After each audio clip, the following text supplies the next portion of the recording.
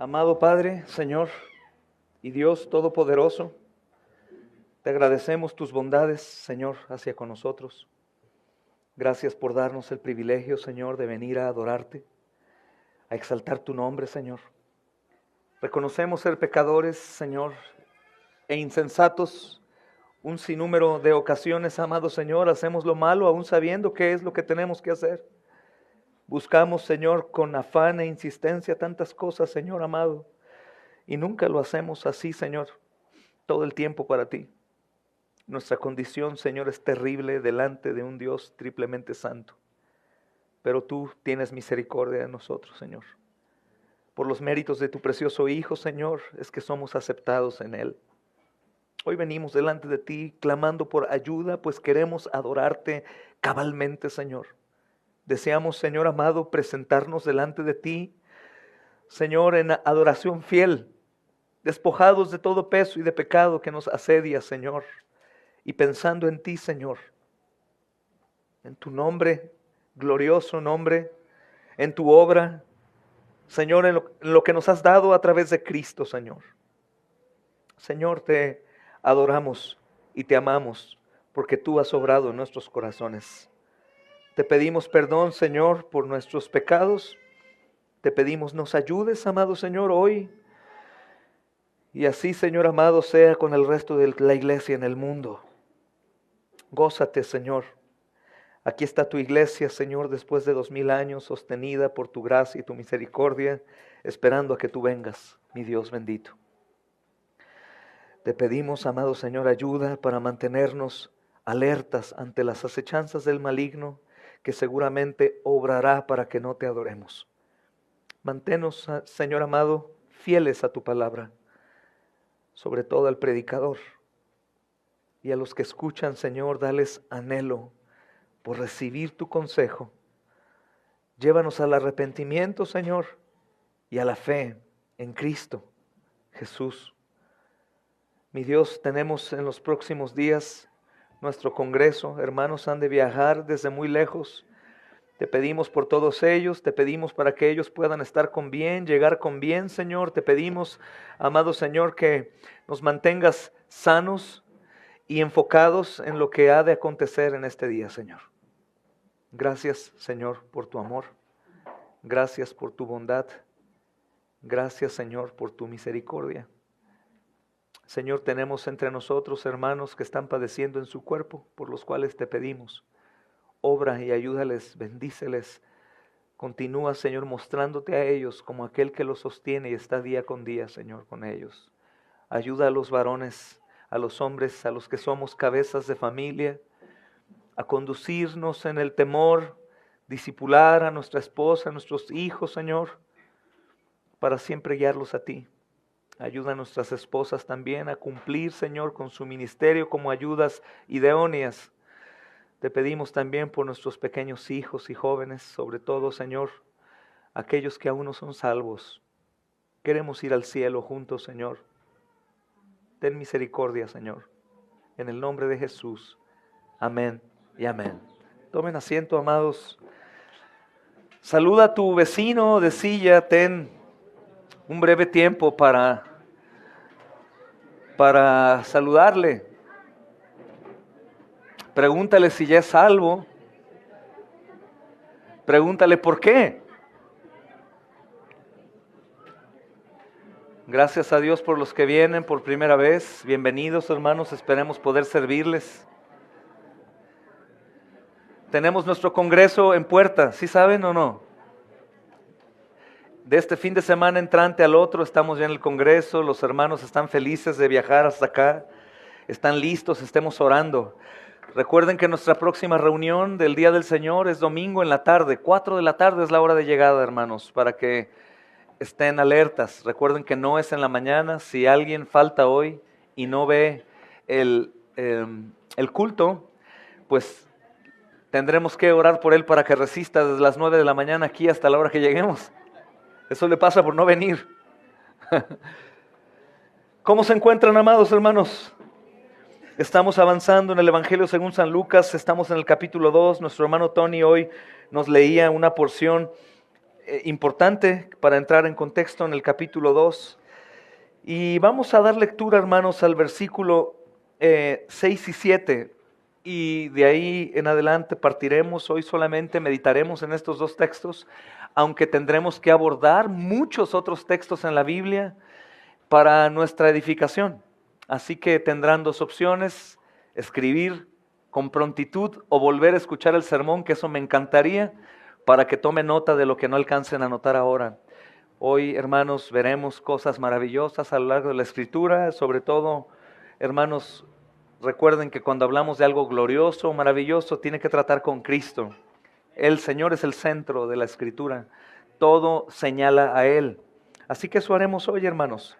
Dice Juan 5:39, ¿verdad? Escudriñan las Escrituras, ya que en ellos esperan tener la vida eterna. Ellas testifican de mí, dice Jesús. Y eso vamos a hacer hoy, hermanos, después de tomar lectura en Lucas capítulo 2, versículos 6 y 7, dice: aconteció que estando ellos allí, se cumplieron los días de su alumbramiento, y dio a luz a su hijo primogénito, y lo envolvió en pañales, y lo acostó en un pesebre, porque no había lugar para ellos en el mesón. Amén. Hermanos, en estos días es importante recordar lo que acontecía, o al menos dar, hermanos, un poco de luz, porque todos fuimos criados en una idea muy vana, muy ligera y mundanal de lo que está pasando aquí. Nos enseñaron un nacimiento con un señor pequeñito, las luces, el árbol, y lo más importante, pues para todos eran los regalos, ¿verdad, hermanos? ¿A quién le gustan los regalos? Y por los regalos, hermanos, que producen gozo temporal, nos olvidamos del gran regalo que el Señor tenía. En este tiempo, hermanos, en donde Augusto César está llamando a todos los judíos a el censo, es un tiempo terrible. Es un tiempo que acaba, hermanos, de dejar apenas meses atrás años de guerra, de sufrimiento, de yugo opresor, hermanos, de injusticias, de enfermedades. Los judíos están endurecidos terriblemente, han hecho imposible la religión.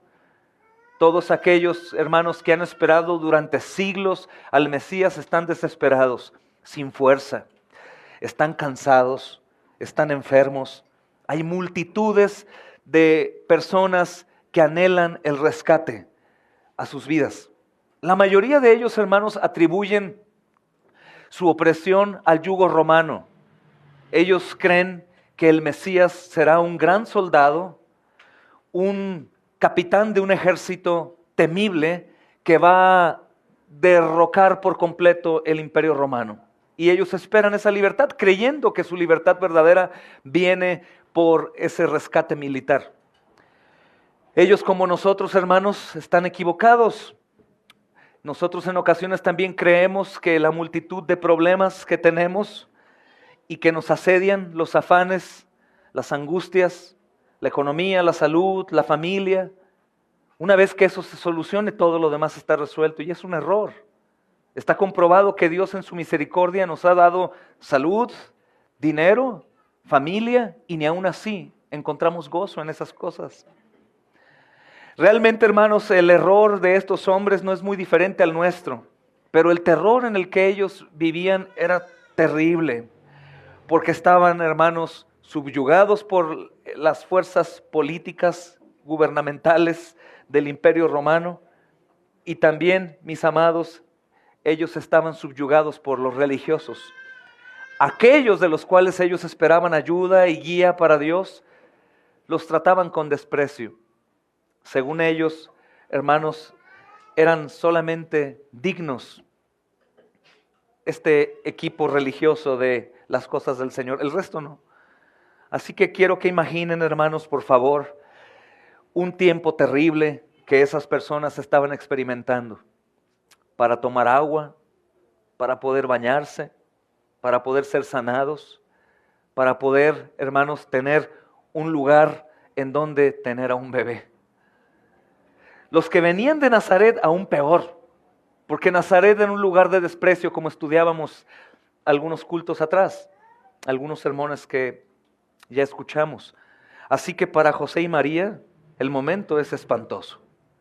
Si nosotros recordamos lo que es tener a una mujer embarazada, hermanos, hombres, y que empieza con dolores y que te dice, ya viene el momento, pues nos volvemos un poco locos. No sabemos a dónde ir, qué hacer, y lo único que no queremos es que nos encontremos con tráfico o con problemas para llegar al hospital. Y cuando eso sucede, como a Ale y a Tony, que se alivió la bebé en el auto con un ayudante de partero que fue Esteban, su hermano, y Alexa, es terrible, pero al menos había un auto. En el caso de José y María, hermanos, no es así. Ellos van para cumplir con el llamado de Augusto César. Como son del linaje de David, tienen que ir a Jerusalén y se encuentran justamente, hermanos, en Belén, y justamente se encuentran con este problema. María está lista para dar a luz.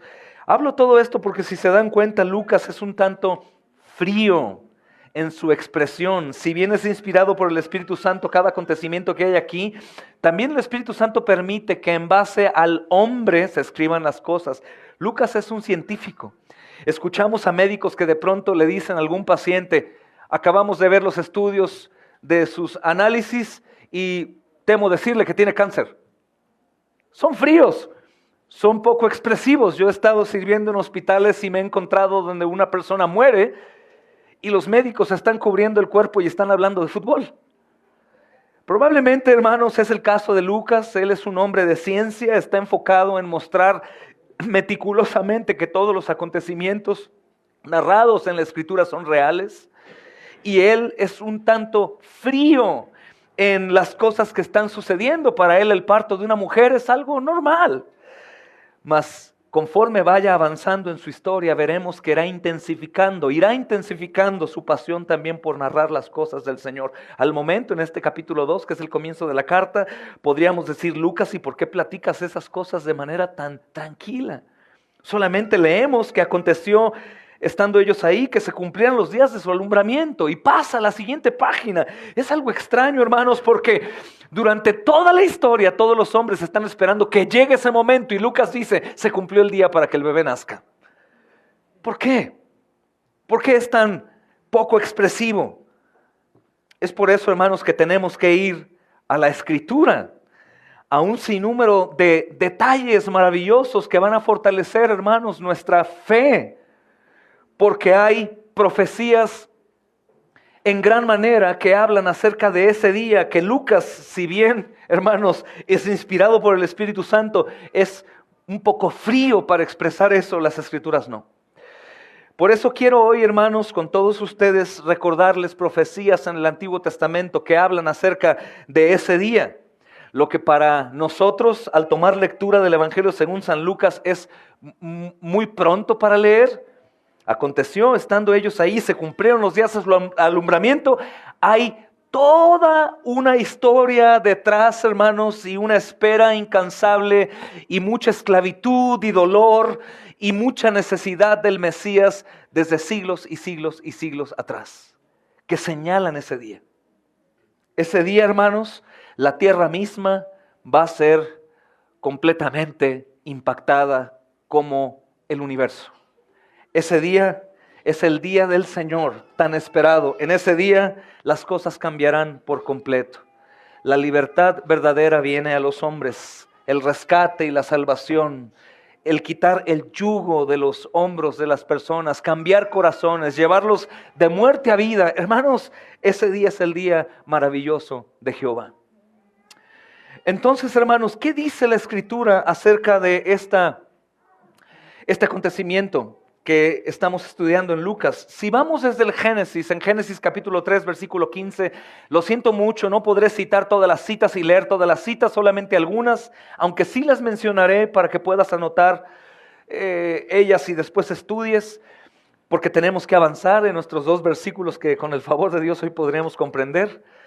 Dice, hermanos, Génesis 3:15, que es del linaje de la mujer.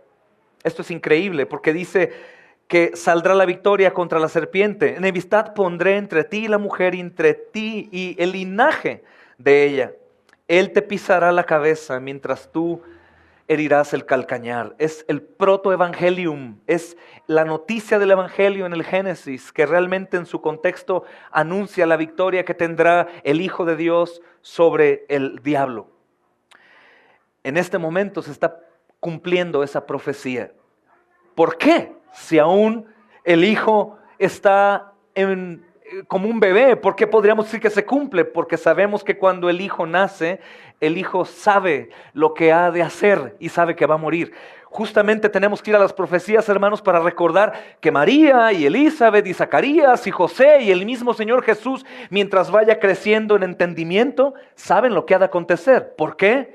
Porque son judíos que aman la ley y todo está profetizado. Por lo tanto, ni María ni José ni Jesús van a ciegas caminando por el camino que Dios ha forjado para que ellos cumplan así el propósito suyo. Todo absolutamente lo saben, y eso es maravilloso porque nuestro soberano Rey y Salvador sabe los sufrimientos que están por acontecerle. Es un valiente de valientes. A él no se le ocultó nada de lo que ha de pasar. Génesis 3:15 habla de la herida que obviamente él sufrirá.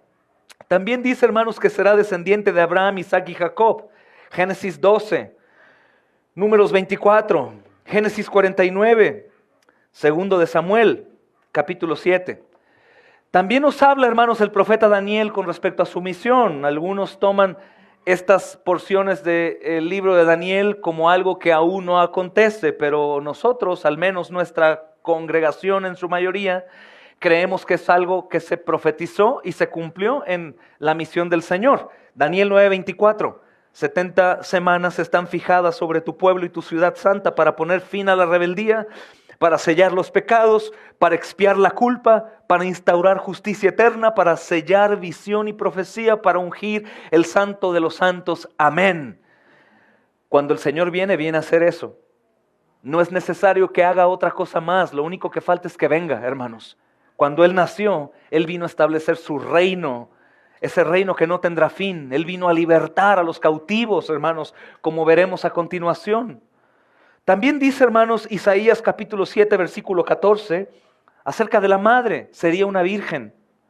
Dice también el lugar de nacimiento, Miqueas capítulo 5, es el Antiguo Testamento. Belén, justamente es donde Él nace. También la Escritura dice en el Antiguo Testamento, Malaquías 3:1, que tendrá un precursor. El Mesías tendrá un precursor, Juan el Bautista. Esa es la voz que clama en el desierto, aquel que estaba limpiando y preparando el camino para el Señor. También el Antiguo Testamento, en Deuteronomio 18, nos dice que es un maestro y un profeta. Habla de su vida. Habla que es un legislador y un portador de la nueva alianza entre Dios y los hombres. Isaías 55. Todo eso, hermanos, está señalando a Jesús. También dice que es un sacerdote y víctima. Isaías 52, Isaías 53. También dice el profeta Isaías capítulo 11 que es manso y humilde. Gloria a Dios. También dice Isaías 8, hermanos, que es el Salvador de la humanidad y es piedra de escándalo para muchos. También Isaías 11:2 dice, hermanos, que sobre él va a reposar el Espíritu del Señor. Isaías 61 también dice, el Espíritu de Jehová está sobre mí, por cuanto me ha ungido el Señor. También dice que hará milagros de todo género. Isaías 35 nos dice eso en el Antiguo Testamento, obviamente. También Zacarías 9:9 dice, hermanos, que entrará triunfante en Jerusalén. El Antiguo Testamento también nos dice en Isaías 53, Isaías 50, Salmos 22, los eventos de su pasión y su muerte. Pasión y muerte. Hermanos, quiero que nuevamente recuerden, todo esto está en la ley y el Señor tendrá acceso a ello.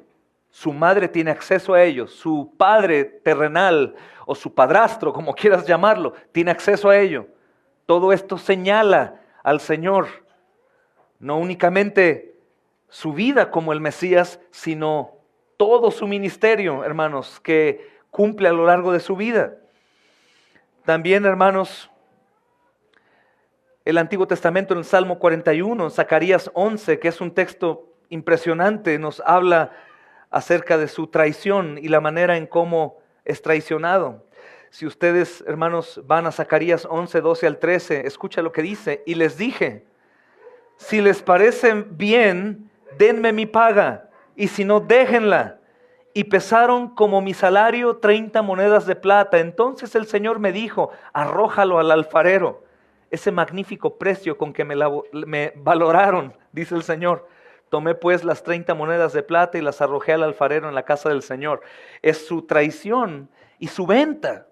Es increíble porque la mansedumbre y el amor del Señor Jesús lo lleva a expresar ese magnífico precio, el precio de un esclavo inservible.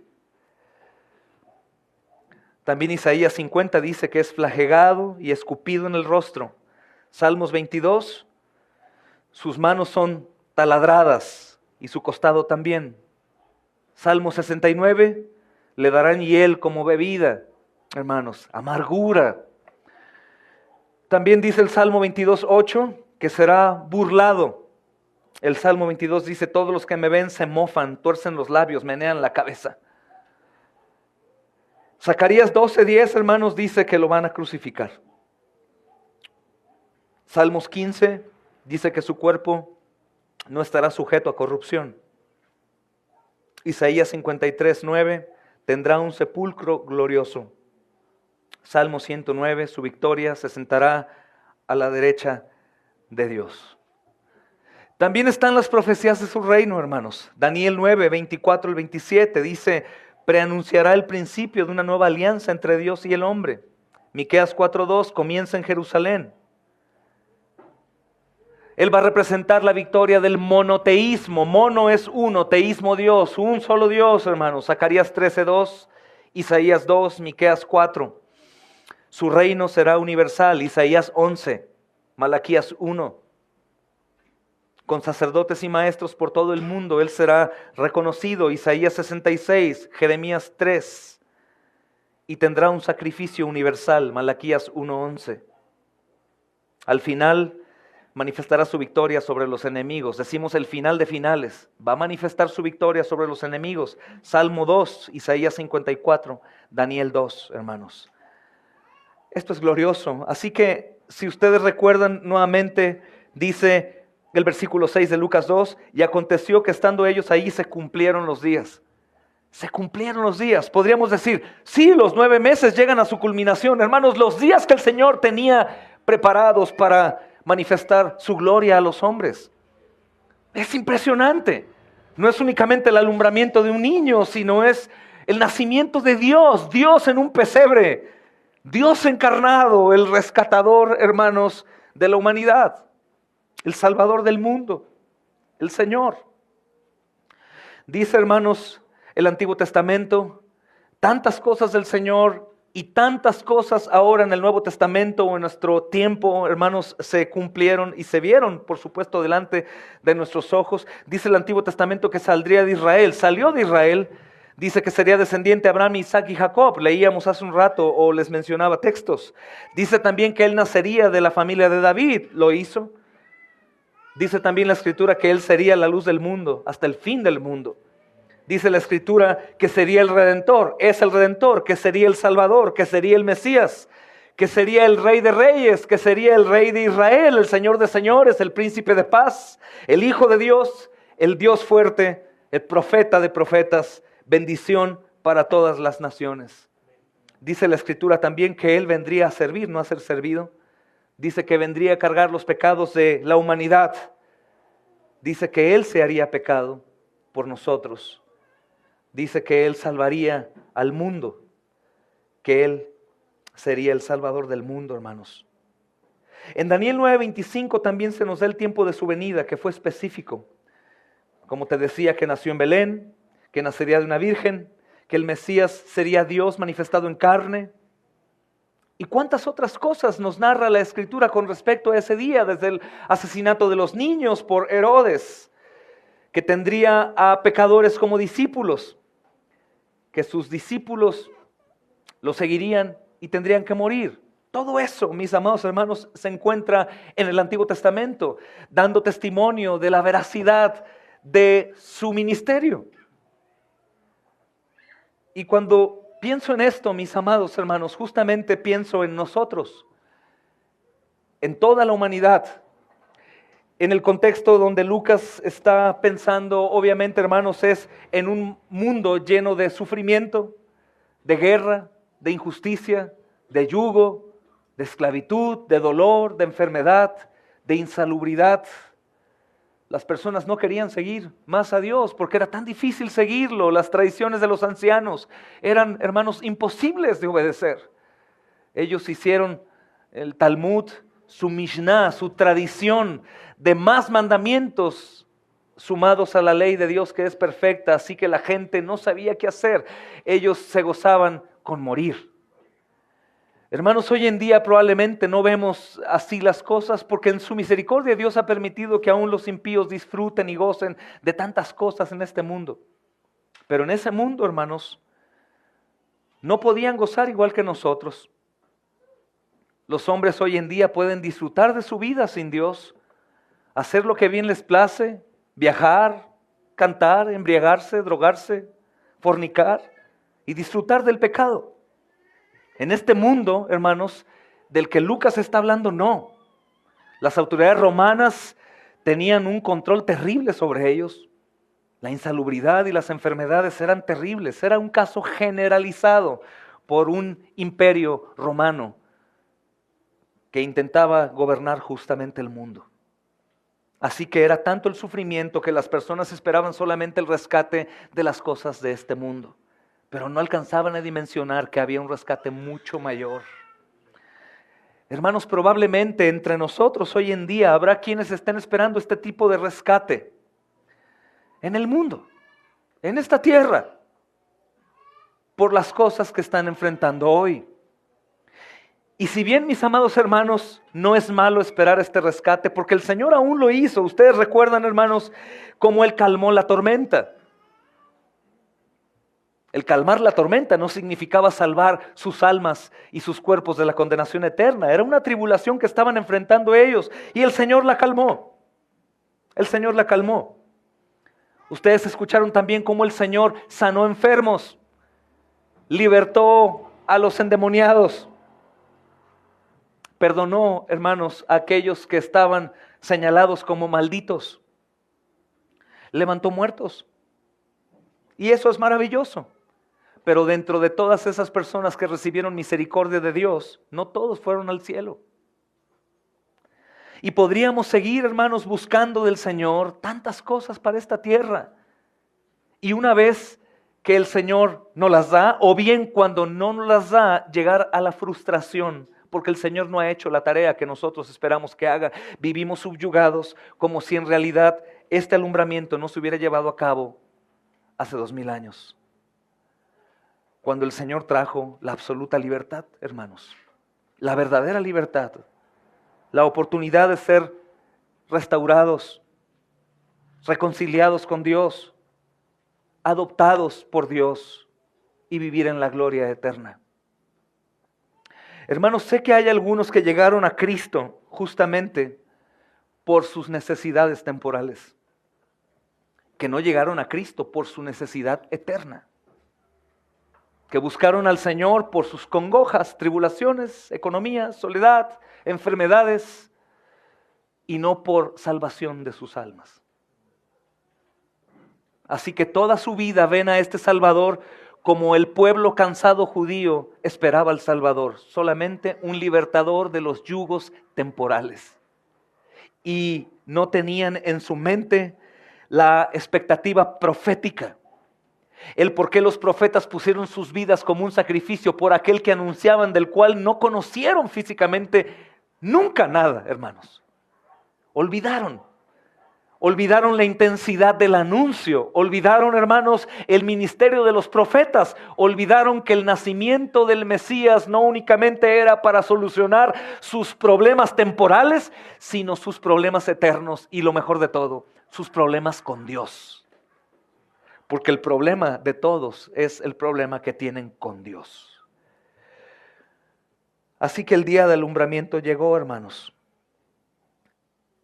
El Antiguo Testamento dice que Él hablaría en parábolas, que sería maestro, que Él sería pastor de sus ovejas, que iba a establecer una iglesia que iba a durar para siempre. Isaías 59 lo recuerda esto por aquellos que tienen duda de la iglesia, que Él sería escuchado y no sería entendido por muchos, que Él sería visto pero no percibido, que Él no sería creído, que a pesar de sus milagros, sus prodigios y señales, las personas no lo iban a apreciar, que Él haría tantas maravillas en este mundo, hermanos, suficientes como para que las personas huyeran a Él por rescate. Cosas maravillosas. Hermanos, justamente el próximo domingo, con el favor de Dios, podremos estudiar del versículo 8 al 20, que es maravilloso lo que acontece en la vida de algunos hombres, como son los pastores. Los pastores, no sé si ustedes sabían, porque veo que pues hay algunos cantos en Navidad de los pastores a Belén, y vamos pastores vamos, y nos imaginamos hombres lindos que van corriendo con mucho entusiasmo para ver al pequeño bebé que nació en el pesebre. Los pastores eran considerados como hombres también de poca confianza, eran violentos, eran hombres odiosos, normalmente eran hombres lastimados, peleaban con lobos, defendían a su rebaño de los ladrones, eran hombres poco apreciados, poco respetados, no tenían lugar dentro de la religión judía. Y estos hombres son impactados por la venida del Mesías, son los primeros que reciben el anuncio y ellos van con tanto gozo para saber de su Salvador, del que quitaría su yugo, del que les ayudaría, mis amados hermanos, en todas sus necesidades, sobre todo la libertad que vendría solamente de Dios. Si van a Isaías 34, hermanos, quiero leérselos en una traducción lenguaje actual. Esto es lo que sucede en el día de alumbramiento. Pongan atención, hermanos. Pueblos y naciones, dice, habitantes de toda la tierra, acérquense y escuchen. Recuerda, esto sucede en los días de su alumbramiento, hermanos. Presten atención. Dios está enojado con ustedes y con todos sus ejércitos. Dios los ha condenado a una total destrucción. Por las montañas correrán verdaderos ríos de sangre, los muertos quedarán abandonados y despedirán el mal olor, los planetas dejarán de verse, el cielo se cerrará y las estrellas caerán como hojas secas en otoño. Dice Isaías, diciendo, hermanos, continúa diciendo, y se ve en el cielo la espada de nuestro Dios, está a punto de castigar a todo el pueblo de Edom. Dios lo ha condenado a muerte, habrá una matanza en Bosra y la ciudad capital de Edom, y correrá mucha sangre, la espada de Dios empapará de sangre y de grasa, como cuando en el altar se ofrecen corderos y cabras. La gente caerá muerta como los toros en el matadero. Su país se empapará de sangre, la tierra se llenará de grasa. Ese día Dios se vengará, será el año de su venganza en favor de Jerusalén. Hermanos, en ocasiones solamente vemos nosotros las porciones maravillosas de la Escritura con respecto a la venida del Señor. Lo vemos como el libertador que viene a quitarnos el yugo, quitar nuestros pecados, quitar, hermanos, la maldición, llevarnos a vida eterna, pero olvidamos el gran costo de todo esto.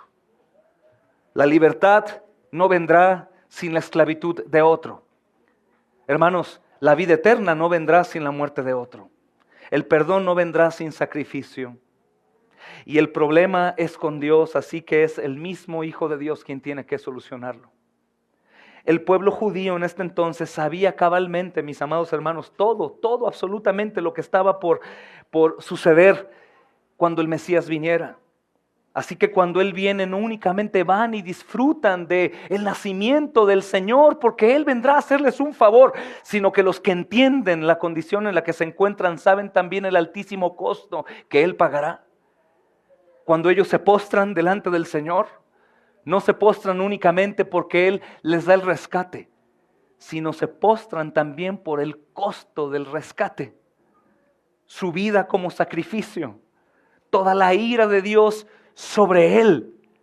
Hermanos, es increíble, nos detuvimos en la pregunta número 26 de nuestro catecismo con los niños y los jóvenes, y yo hoy les recordaba algo que probablemente pasa desapercibido. Dice, ¿en qué consiste la humillación de Cristo?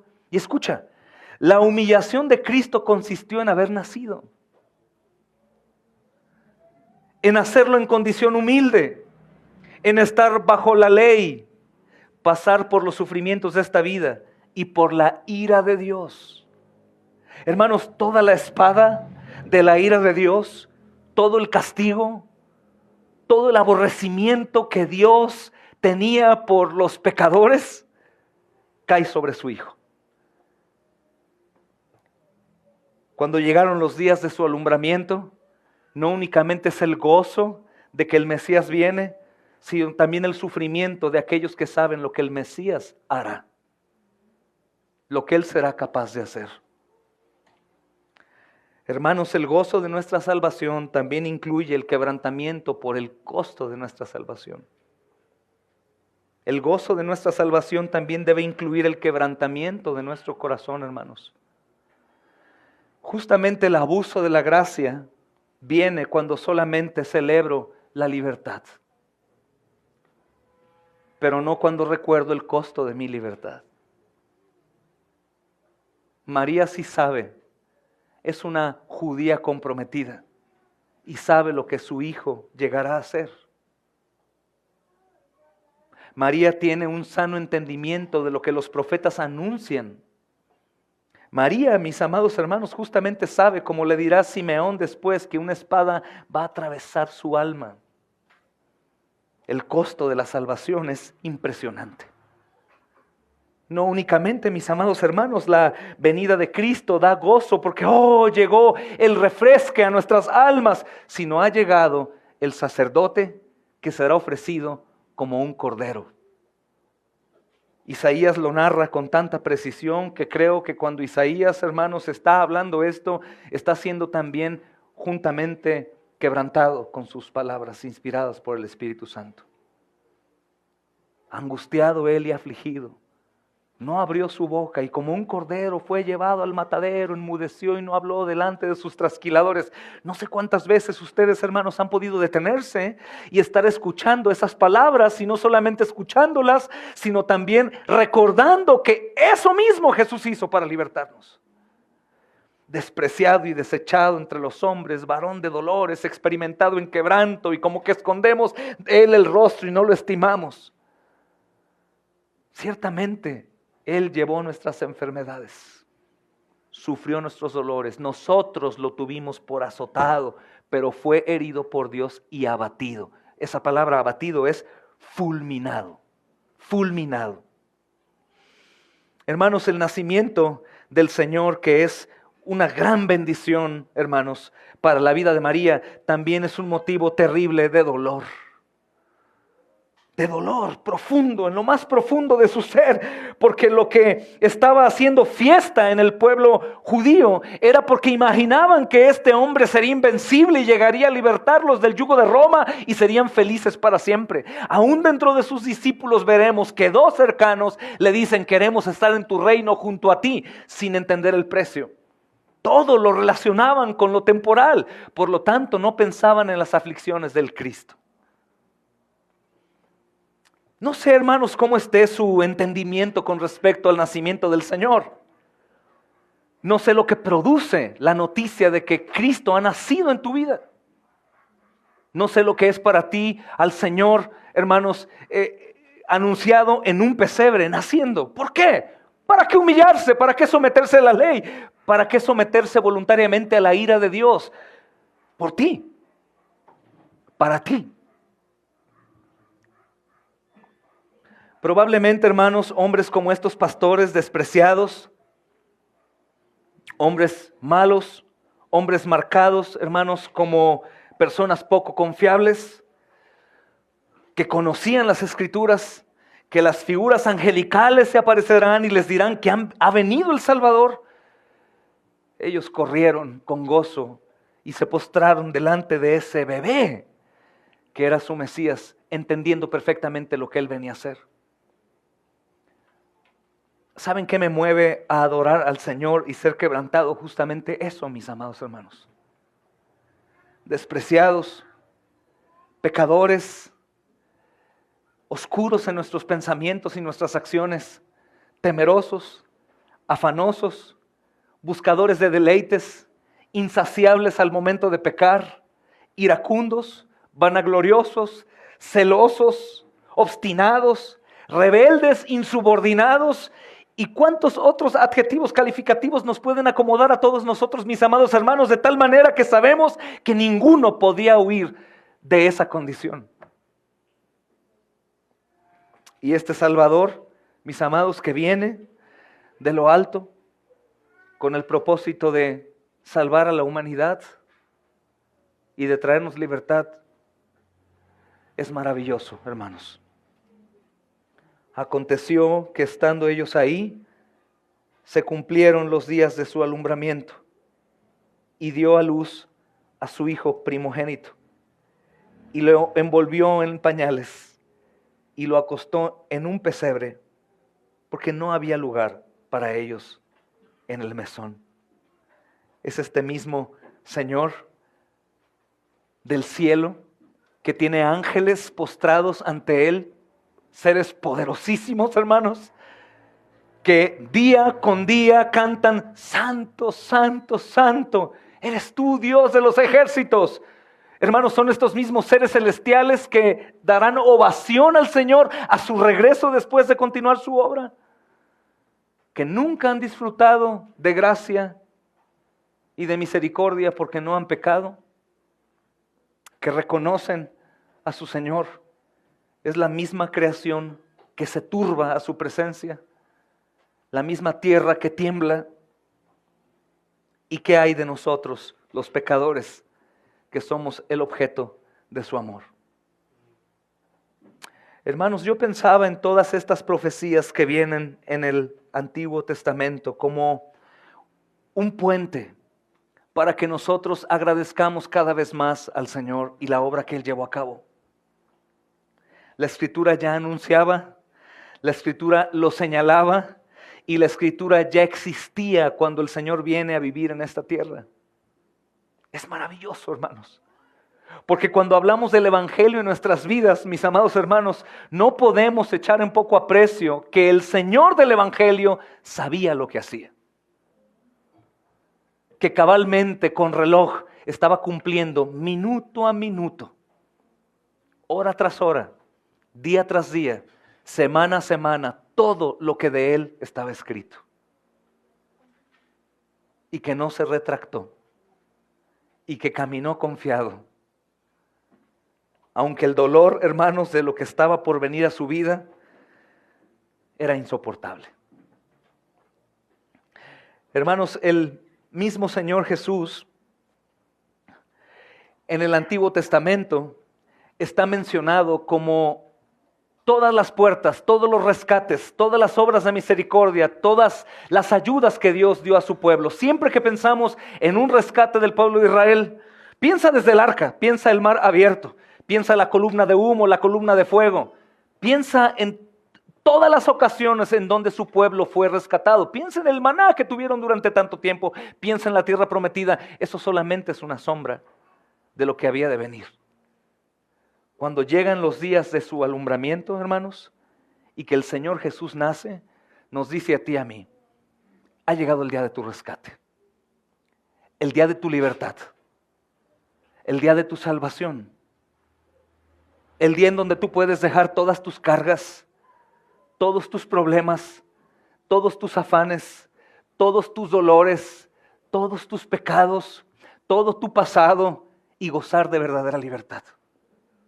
Si bien Él hizo tantas cosas en su pueblo Israel, con cosas perecederas, hermanos, cosas terrenales, su obra máxima es la obra de la salvación, de la restauración, de la libertad, de la salvación, de la vida eterna. La pregunta que surge acá, hermanos: si llegaron los días de su alumbramiento para traer libertad a los cautivos de Sión, ¿qué está pasando entonces con este entendimiento y la práctica consecuente a esta verdad?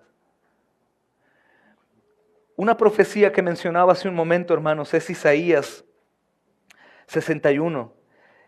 Y escuchen los que tengan oídos para oír y que recuerden lo que hizo en los días de su ministerio.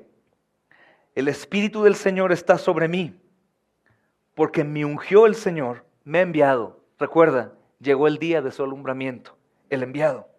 Él vendría a predicar buenas nuevas desde su nacimiento.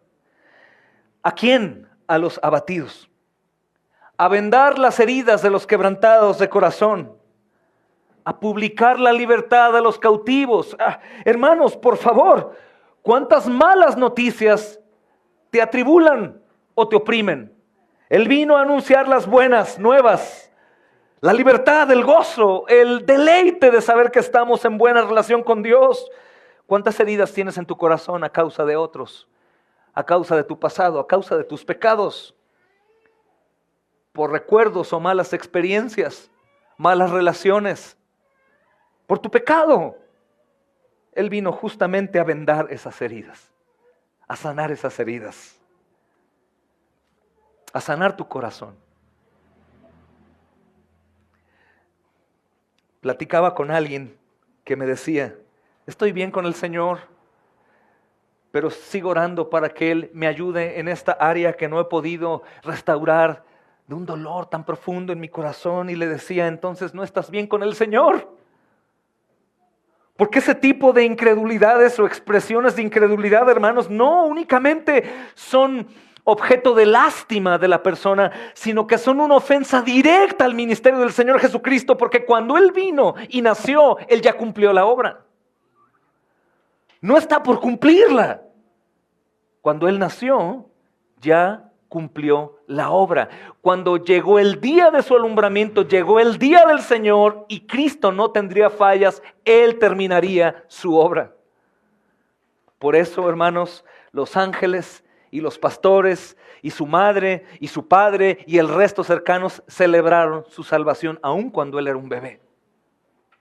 Porque sabían que el Mesías profetizado vendría a hacer la obra. El bebé nació para morir en el día que el Señor tenía preparado. Dice también Isaías, hermanos, a publicar libertad a los cautivos, a los presos apertura de cárcel. Hermanos, tal vez parece un símil, libertad a los cautivos. Un cautivo es alguien que está preso también. A estos cautivos los trae a libertad. ¿Has escuchado expresiones de tu propia boca diciendo, lo estoy intentando pero no puedo? Estoy llorando para que el Señor me ayude. Oh, oren por mí para que yo pueda ser un hombre conforme al corazón de Dios, una mujer conforme al corazón de Dios, para que yo obedezca, para que yo haga, para que yo sirva. ¿Has escuchado eso, hermano? ¿Qué es lo que está pasando? Lo que sí sabemos que el Señor no falló. Lo que está pasando es falta confianza en la obra que el Señor vino a hacer. Libertad a los cautivos y a los presos, a los que no podían salir, que estaban ahí en cautiverio. Ha abierto las prisiones para que puedan salir y obrar conforme a la voluntad de Dios. Esto es lo que hace el Señor, a proclamar el año de la buena voluntad del Señor. Y también, como decía Isaías, el día de venganza del Dios nuestro. El día de la venganza. ¿Cuándo empieza el fin del mundo, pastor? Cuando el Señor vino. Cuando el Señor vino. Amados, el tiempo está corriendo. La salvación se ha inaugurado. Está a punto de cerrar. Aquellos que fueron libertados de la esclavitud serán llevados a vida eterna. Plenitud de gozo. No más dolor, no más carga, no más muerte, no más pecado, gracias a Dios. Pero a los que no, todo lo contrario. Todo el dolor de las sangres, toda la ira de Dios, todo el castigo eterno será para ellos. Cuando recordamos estas escrituras, mis amados hermanos, yo oro al Señor que no pase desapercibido, lo que quiere decir que el Señor ha venido. Porque como dije antes, no únicamente vino por el rescate, sino también para castigo. Para castigo. María parió a su hijo primogénito, hermanos, lo envuelve en pañales y lo acuesta en un pesebre, porque no había lugar para ellos en el mesón. ¿Hay lugar para Él en tu corazón, en tu vida? ¿Es en realidad, mi amado hermano, Él el Señor que te ha libertado? ¿Es tu rescatador a medias? ¿Es tu Salvador que A veces te salva y a veces no. ¿Es todo? ¿Es tu tesoro? ¿Es tu Señor? ¿O no? Porque justamente la obra que Él vino a hacer es hacer una obra total, hermanos. Una obra total y absoluta. Lucas, mis amados hermanos, no es tan expresivo como nosotros quisiéramos que lo sea. Pero nosotros sabemos que su obra en la cruz es suficiente para que podamos entender realmente el valor y el poder de su obra. No únicamente es el Salvador de algunos o el Salvador del mundo. De manera fácil lo podemos expresar, sino es mi Salvador y tu Salvador.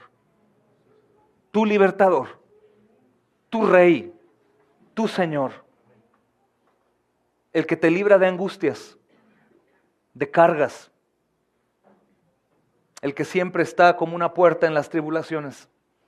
El que te ayuda en la tentación. En otro tiempo, puedo creer, hermanos, que estemos en cautiverio, en angustia, en afán, en ansiedad, en miedo, en temor, en nuestros pecados. Pero cuando llegan los días de alumbramiento en tu vida, eso no puede volver a repetirse. Nuestra vida está cautiva ahora, pero a Cristo. Y ahora somos esclavos de Él y no esclavos del mundo, del diablo o de nosotros. No sé de qué manera tú celebras el nacimiento del Señor. Pero la escritura, hermanos, que tenemos frente a nosotros fue escrita hace 2000 años.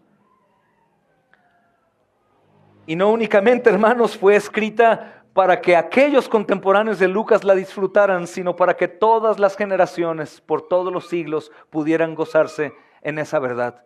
El Salvador vino al mundo y el Salvador cumplió su misión. El Salvador murió en la cruz del Calvario. El Salvador resucitó y el Salvador regresará, mis amados hermanos. Yo pienso, hermanos, una y otra vez en todas estas palabras que vienen narradas en la Escritura. Y me pongo a pensar en esto. ¿Para qué están ahí, hermanos? Están con el propósito de que nosotros las tengamos y las leamos y las abracemos. Pero, ¿cuál es el objetivo de estas cosas? ¿Dejarnos igual? ¿Hacernos tibios o fríos? ¿O seguir en la lucha de me estoy esforzando, hermano? Pues hago el intento, pero no lo puedo. Me es difícil de creer. ¿O están para que podamos confirmar absolutamente la obra que Cristo vino a traer? Hermanos, tantas escrituras, tantas profecías narrando la obra y ministerio del Señor Jesús, su vida, muerte, resurrección, su próxima venida. Si no son suficientes para nosotros, yo te pregunto, mi amado hermano, mi hermana, ¿qué entonces estás esperando para creer? Si las profecías, si la palabra, si el gozo angelical, el sacrificio de una madre abnegada que recibe el regalo de Dios para ponerlo como ofrenda a Dios también, ¿qué entonces puedes esperar? Si estas verdades no cambian tu vida, tu manera de pensar, tu manera de adorar, ¿qué entonces esperas? Cuando la próxima venida no será para nacer y traer libertad, sino será para juzgar a las naciones, ¿qué esperas entonces? Ayer compartía con algunos de ustedes un pensamiento del pastor George Whitefield y lo tengo en mente porque me turbó, hermanos, con respecto a la condición de muchos que están en el mundo, pero que profesan tener una fe, que saben del Salvador, saben de las profecías cumplidas, saben que murió, que resucitó, pero no abrazan eso con toda su confianza. Amados, ellos morirán, enfrentarán un juicio y verán a este mismo Dios lleno de misericordia que vino al mundo, nació de María, vivió una vida perfecta, nunca desobedeció ni de palabra, comisión o omisión, fue a la cruz voluntariamente a pagar por nuestros pecados y que a su vez fue despreciado y desechado por aquellos que lo conocían, que sabían, pero que valoraban más su propia vida, sus afanes, sus deleites, sus problemas, sus dineros, su familia, sus trabajos y todo por arriba de él. Y llegarán ese momento, hermanos, y comprobarán que esa profecía también será cumplida. Como todas las cientos y cientos de profecías cumplidas en la vida del Señor, en la muerte del Señor, en la resurrección del Señor. Señor, ¿que no estuve con la congregación? ¿Que no tenía traducciones de la Biblia? ¿Que no hice este servicio? ¿Que no oraba? ¿Que no iba? ¿Que no me congregaba? ¿Que no cantaba? Y el Señor podrá decir: apártate de mí, hacedor de maldad, nunca te conocí, nunca tuve intimidad contigo, tú no tuviste intimidad conmigo, tú oíste de mí, supiste de mí, pero te hiciste como si yo no fuera real. Hermanos, si la condición de alguno entre nosotros es esta, tú lo sabes, es real. Tan real, hermanos, como lo que la palabra narra con respecto a su vida desde el Antiguo Testamento. Tan real como que Él vino, nació de la Virgen, murió, resucitó, subió al cielo y pronto viene. Tan real como dice la Biblia que es el libertador, el Salvador, el Señor, el Dios encarnado. Si lo es, descansa. Señor, veniste a libertarme. Oh Señor, lo había olvidado. Volví a poner cargas en mis hombros. Volví a sufrir más por todo, menos por ti, Señor, por buscar la santidad, por buscar tu gloria, tu honra. Oh Señor, qué bueno que viniste a libertarme, lo había olvidado. Si es así, disfruta, goza, aún las pruebas, las tribulaciones, porque todo nos ayuda bien. Pero si no es así, mi amado hermano, al final del camino, que no sabemos cuándo llegará, no verás un Salvador, sino a un castigador, como narra Isaías en el texto que leímos, hermanos. Terrible, temible. Hablaba con los chicos hoy y les decía en la pregunta 26, ¿se han dado cuenta de la parte dura y hostil, inquebrantable de Dios?